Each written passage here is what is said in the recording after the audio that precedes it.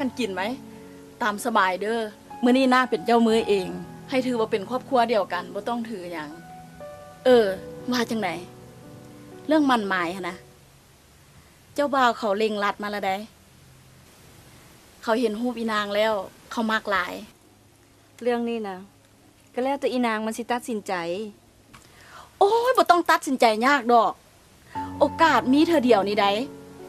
น้าสาวว่าหลานตัดสินใจซะ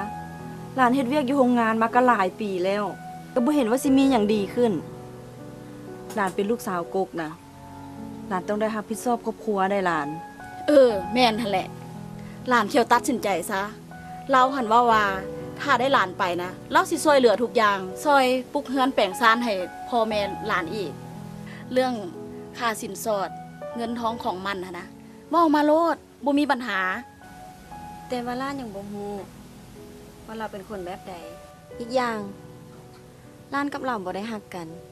โอ้ยหลานเอ้ยคนเฮาทุกมื้อนี่นะอยู่น้ำกันไปดนๆมันหักกันเองดอกนี่เบิ่งไหมเราเป็นคนเจ้าสู้คือหยังนี่นิสัยก็ดี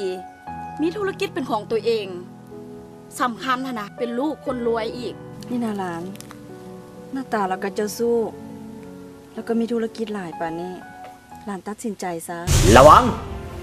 ท่านจะตกเป็นผู้ถือข้อห้ายจากการฆ่ามนุษย์ถ้าท่านจะมั่นหมายหรือแต่งดองกับคนต่างประเทศต้องประกอบเอกสารให้ครบถ้วนและถูกต้องตามดำรัสวัดด้วยการแต่งดองระหว่างพลเมืองลาวกับคนต่างประเทศฉบับเลขที่198/นยลงวันที่19 เดือน 12 1994ถ้าบ่ดังนั้นท่านอาจจะตกเป็นผู้ถือข้อห้ายจากการฆ่ามนุษย์ด้วยรูปการมั่นหมายหรือแต่งดองแอบแฝง